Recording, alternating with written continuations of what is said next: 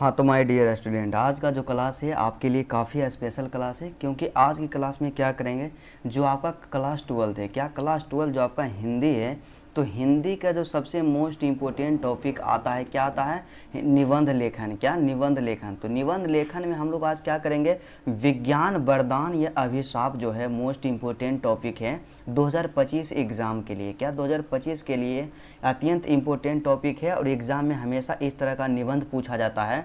तो ये जो टॉपिक यहाँ पे है विज्ञान वरदान या अभिशाप 2025 के लिए मोस्ट इम्पोर्टेंट है। तो चलिए हम लोग आज के क्लास में देखेंगे कि विज्ञान वरदान या अभिशाप पे हम लोग निबंध कैसे लिखेंगे, टॉपर जो होता है किस तरह से निबंध लिखता है, बिल्कुल A to Z, और एक बेहतरीन तरीका से देखेंगे कि निबंध लिखने का जो अथी होता है, राइटिंग स्किल होता है, किस तरह से होता है। तो सबसे पहले यहाँ पे बात किया जाए कि आपका जो भी टॉपिक हो, ठीक है, जो भी टॉपिक हो तो आप लोग क्या कीजिएगा, वहाँ पे हेडिंग बना दीजिएगा। जब आप निबंध लिखिएगा तो यहाँ पे हेडिंग का निर्माण कर दीजिएगा। क्या कर दीजिएगा, जो आपका निबंध लिखने का टॉपिक है। तो हमारा टॉपिक यहाँ पे क्या है कि विज्ञान वरदान या अभिशाप, मतलब बताना है कि विज्ञान क्या है, वरदान है या अभिशाप है, इसी को क्या करना है, बताना है, इसमें इसी के बारे में यहाँ पे लिखना है। तो सबसे पहला काम क्या करना है कि आपको जब भी निबंध लिखना है तो निबंध लिखने के लिए उसका जो स्ट्रेटेजी होता है, उसका जो तरीका होता है, फॉर्मेट होता है, उसको फॉलो करना है। और एक आपका जो कॉपी रहे, क्या आपका जो कॉपी रहे सबसे अलग दिखना चाहिए एग्जाम में, तभी आपको पूरा में से पूरा अंक मिलेगा। तो सबसे पहले यहाँ पे क्या करना है, आपको रूपरेखा लिखना है। रूपरेखा कहने का मतलब क्या होता है कि आपका जो भी टॉपिक है निबंध का, तो उसके अंतर्गत आप लोग जिन जिन बिंदु को कवर करने वाले हैं उसको एक मैप के द्वारा यहाँ पे क्या कर दीजिएगा, सूचित कर दीजिएगा या दर्शा दीजिएगा। यही रूपरेखा कहलाता है। जैसे कि हम सबका टॉपिक आज का है विज्ञान वरदान या अभिशाप, तो यहाँ से हम लिख दिए, रूपरेखा लिख लिए। उसके बाद इसमें हम लोग लिखेंगे, यहाँ से क्या कर दिएगा, विज्ञान वरदान या अभिशाप, इस तरह से हेडिंग बनाइएगा। इसको बॉक्स में बंद कर दीजिएगा, ठीक है, इसको बॉक्स में बंद कर दीजिएगा। उसके बाद यहाँ से लिखिएगा, पहला पॉइंट हम लोग इसमें सोल्व करने वाले हैं कि भूमिका बताएंगे। सबसे पहले क्या बताएंगे, भूमिका, मतलब कि क्या है कि विज्ञान के बारे में बताएंगे कि विज्ञान है क्या। और उसके बाद दूसरा यहाँ पे लिखेंगे कि विज्ञान एक वरदान है, मतलब किस तरह से क्या है, हम कुछ प्रमुख उदाहरण के देंगे जिससे यह साबित होगा कि विज्ञान जो है क्या है, हमारे लिए वरदान है। और दूसरा यहाँ पे तीसरा पॉइंट यहाँ से कवर करेंगे कि विज्ञान एक अभिशाप, मतलब यहाँ पे बताना है कि कैसे हम कह सकते हैं कि विज्ञान जो है एक अभिशाप है। और लास्ट में यहाँ से हम लोग क्या लिखेंगे, निष्कर्ष लिखेंगे। क्या लिखेंगे, निष्कर्ष लिखेंगे, जिसमें से क्या है कि पूरा निष्कर्ष में आपको बहुत ही अच्छा शब्दों का इस्तेमाल करना होता है, क्योंकि जो भी एग्जामिनर होंगे तो सबसे पहले आपका क्या करेंगे, भूमिका को पढ़ेंगे। क्या करेंगे, भूमिका को अच्छा से पढ़ते हैं। और दूसरा यहाँ पे आपका जो निष्कर्ष रहता है, क्या रहता है, आपका जो निष्कर्ष रहता है, तो निष्कर्ष को ही लिखते हैं। तो आपका जो फोकस होना चाहिए कि 2 पॉइंट है, पहला भूमिका और दूसरा निष्कर्ष, दोनों में क्या है, एक बेहतरीन शब्द का इस्तेमाल करना है, एक अच्छा तरीका से लिखना है, तभी आपको पूरा में से पूरा अंक मिलेगा। इस तरह से यदि आप रूपरेखा को लिख देते हैं तो एग्जामिनर के माइंड में एक पॉजिटिव रिस्पॉन्स आएगा, एक अच्छा सोच आएगा, और आपका जो कॉपी रहेगा काफ़ी अट्रैक्टिव देखने में लगेगा। तो इसलिए आपको पूरा में से पूरा अंक जरूर दिया जाएगा। तो इसलिए आप क्या कीजिएगा, रूपरेखा को जरूर लिखिएगा। उसके बाद रूपरेखा को हम लोग लिखते हैं, उसके तत्पश्चात हम लोग क्या करेंगे कि सबसे पहला पॉइंट यहाँ क्या है, भूमिका है। तो यहाँ पे 1 नंबर दे करके भूमिका में हमें लिखना है।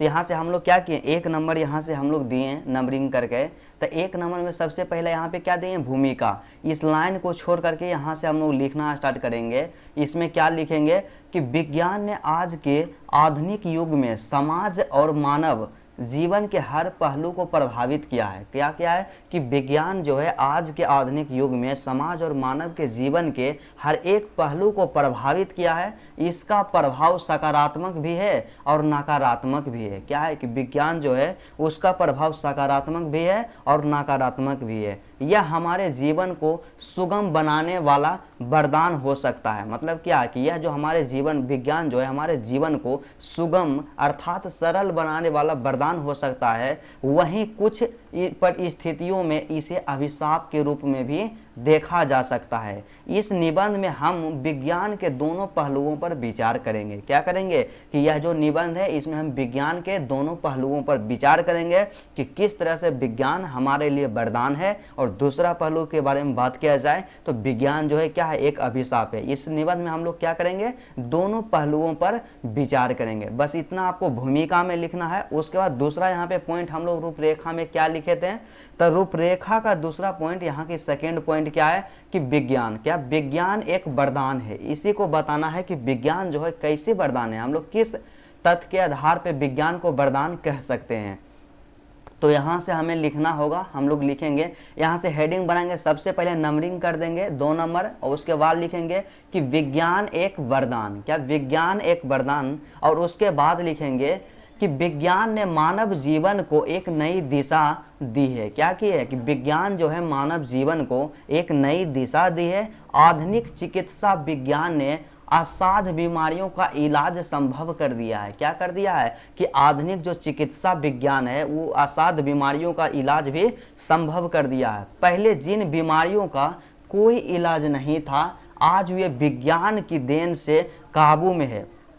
मतलब क्या है कि आज से कुछ वर्षों पहले क्या होता था कि कुछ ऐसे बीमारी होती थी जिनका इलाज क्या है, संभव ही नहीं था। लेकिन आज का टेक्नोलॉजी जो है इतना डेवलप हो गया कि इन सब बीमारियों को काबू में आसानी पूर्वक किया जा चुका है। ठीक है, उसके बाद फिर क्या है, टीका और दवाओं से जीवन प्रत्याशा और बढ़ाया, और शिशु मृत्यु दर में कमी आई है। क्या है ये कि शिशु मृत्यु दर में कमी आई है। और उसके बाद आपको लिखना है कि संचार और सूचना प्रौद्योगिकी में हुई प्रगति दुनिया को एक वैश्विक गांव बना दिया है। क्या किया है कि संचार और सूचना प्रौद्योगिकी में जो प्रगति हुई है, जो विकास हुई है, वे दुनिया को एक वैश्विक गांव बना दिया है।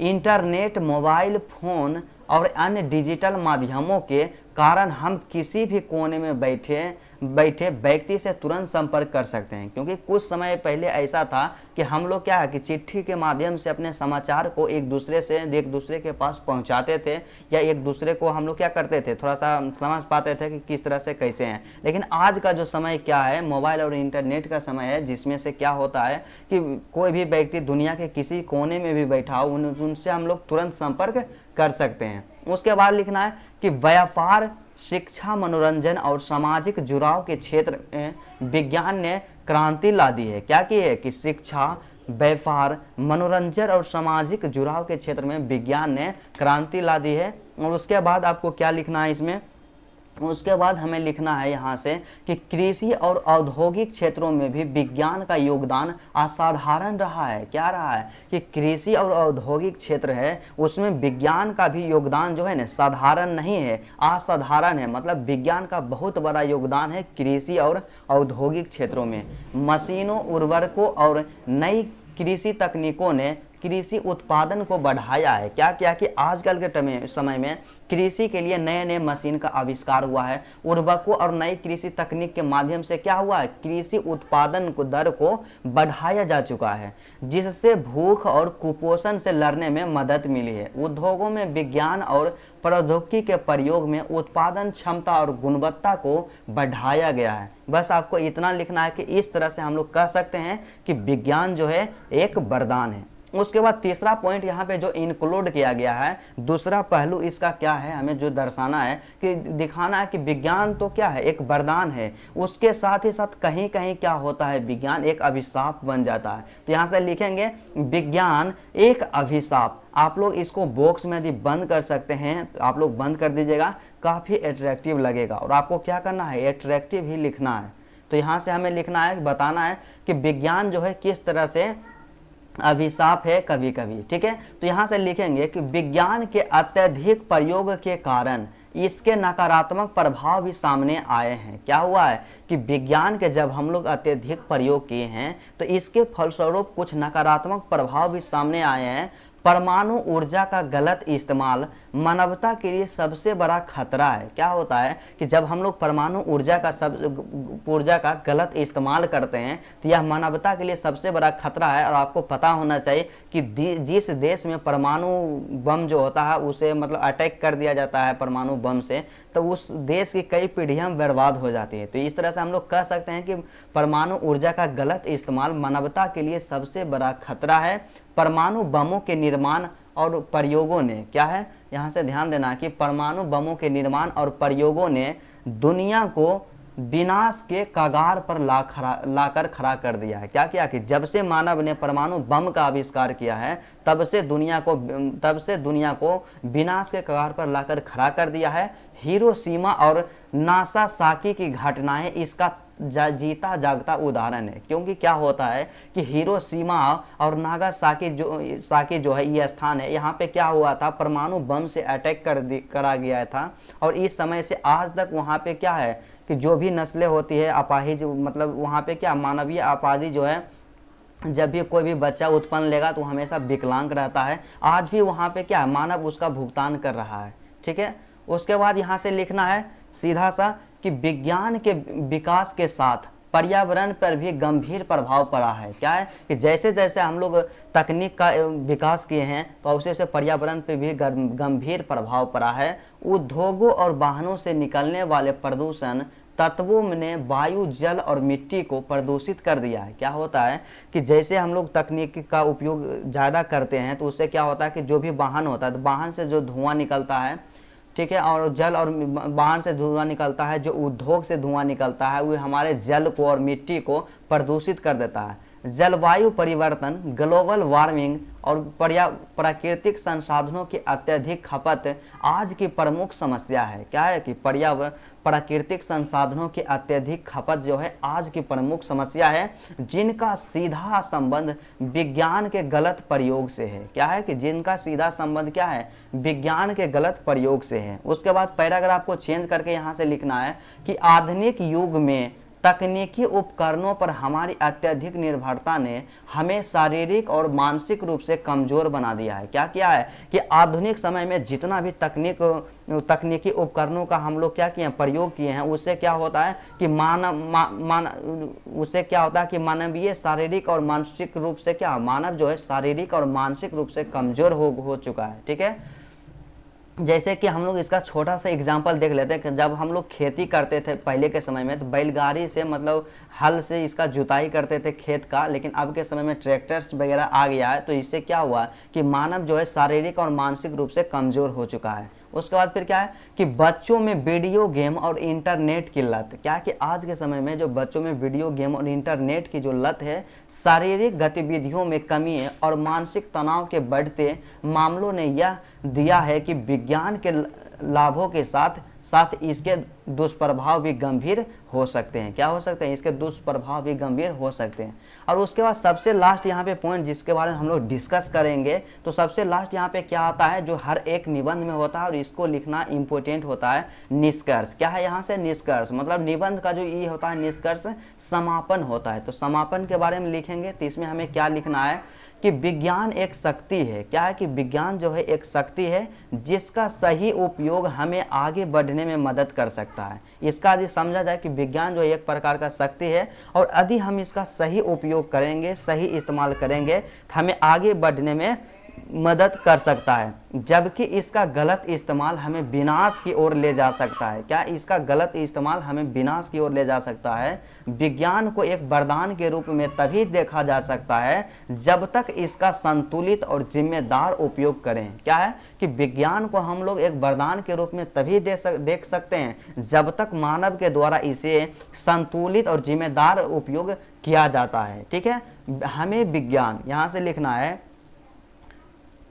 कि हमें विज्ञान की प्रगति का स्वागत करना चाहिए। क्या होना चाहिए, जो विज्ञान का जो प्रगति है, विज्ञान जो आज इतना डेवलप हो रहा है उसका हमें स्वागत करना चाहिए, लेकिन इसके साथ ही हमें यह भी सुनिश्चित करना होगा कि इसका प्रयोग मानवता और प्रकृति के हित में हो। क्या हो कि इसका जो प्रयोग होता है वो मानवता और प्रकृति के हित में ही होना चाहिए। इस प्रकार विज्ञान ना तो पूर्ण रूप से वरदान है और ना ही पूर्ण रूप से अभिशाप है। मतलब इस तरह से हम लोग कह सकते हैं विज्ञान जो है ना एक वरदान है और ना ही एक अभिशाप है। यह हमारे दृष्टिकोण और उपयोग पर निर्भर करता है कि हम लोग किस तरह से इसका उपयोग करते हैं, किस तरह से हम लोग इसका इस्तेमाल करते हैं। बस इतना ही आपको लिखना है, और यदि इतना लिख देते हैं तो निबंध जो होता है 8 अंक का पूछा जाता है, तो 8 में 8 अंक आपको एग्जाम में ज़रूर दिया जाएगा। तो चलिए, मुझे उम्मीद है आप लोग 110% समझ गए होंगे कि विज्ञान वरदान और अभिशाप जो होता है इसमें निबंध किस तरह से लिखना है, और एक टॉपर जो होता है, क्या एक टॉपर जो होता है निबंध को किस तरह से लिखना और लिखता है, और निबंध लिखने का जो बेस्ट इसका स्ट्रेटजी होता है किस तरह से होता है। तो चलिए, आज का क्लास यहीं तक रहता है, फिर आपसे मिलते हैं नेक्स्ट क्लास में।